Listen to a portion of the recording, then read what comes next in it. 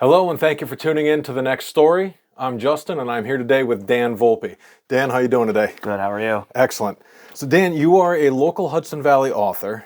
You have how many books published at this point? 18 or 19, somewhere around there. Man, oh man, killing it. Yeah, doing good. And your genre is not just horror, but it's splatterpunk, is that right?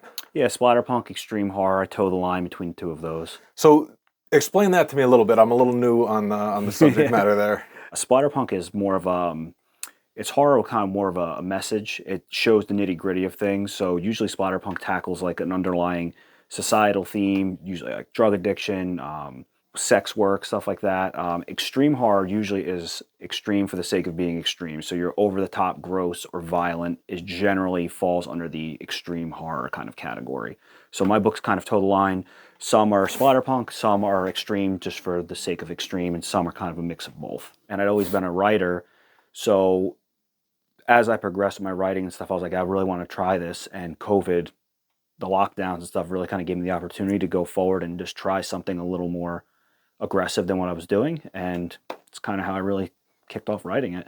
Nice. Yeah. Very cool. So that's really, I know I read one of your books and I noticed getting into that mode of purposely feeling uncomfortable with what you were reading, and it's just fantastic. I primarily self-publish.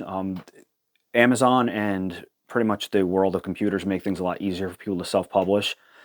The publishers are great, but mostly like the independent publishers, they're usually a 1 or 2 person operation. And once you learn the ropes of how to do this stuff yourself, you realize you can kind of cut out the middleman, being the indie publishers, and do it yourself and reclaim all your royalties.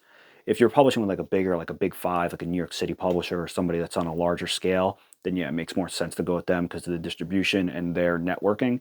But for somebody in my level and the stuff that I write, it's not mainstream. So going with a bigger publisher really doesn't make sense because they probably wouldn't publish it anyway. But it seems like with this splatterpunk and extreme horror, you've really got a specific niche that you target, yeah? Yeah, absolutely. There's definitely a dedicated group of readers that they love this stuff. Surprisingly, most of my readers, I'd say, call it 75% are females. Where do you think you get a lot of your inspiration for a lot of this stuff from? It's funny because I get that a lot, but I'll bet, yeah. I don't have a good answer. It kind of just comes out of the ether. Like, I know that's not what people want to hear. They want to hear this magic well. Do you have any basis in reality on any of these, or is this all just full fiction coming out of your head? No, a lot of it is based on reality, and sometimes some of my books have a paranormal element to them, but some of them are steeped in truth. I won a Splatterpunk Award in 2023 for my novella Plastic Monsters. Nice. That's the one I read. Yeah, so that's a body horror plastic surgery thing, and I kind of want to write something about society and how women are portrayed in society and what they go through for beauty, because I do have 2 young daughters, so I kind of see what they go through already as young kids, and that was something that was just near and dear to me. So I wanted to write this story about this woman who's roughly my age, and what I see in society and what I see young girls having to hold themselves to, and just twist it into a horror element. You have a new book out now. I do, yeah.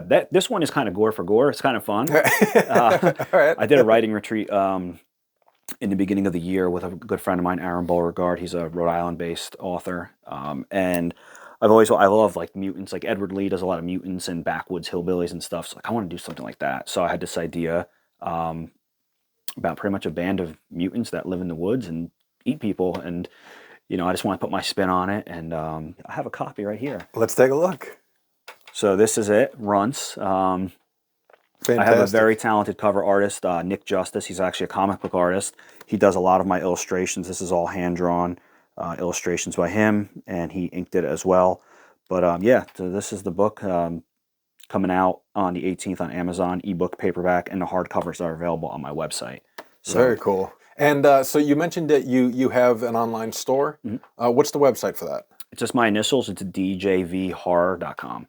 djvhorror.com. Yep, it brings you right to my store. All my books are down in the basement. Facebook is just Daniel J. Volpe. Okay. Most of them are Daniel J. Volpe, or I think Instagram is djvhorror. So it's some iteration of that. And I usually have I have a logo that I use to put on pretty much everything. So if you ever see that in anything, that was actually drawn by my friend Aaron's wife.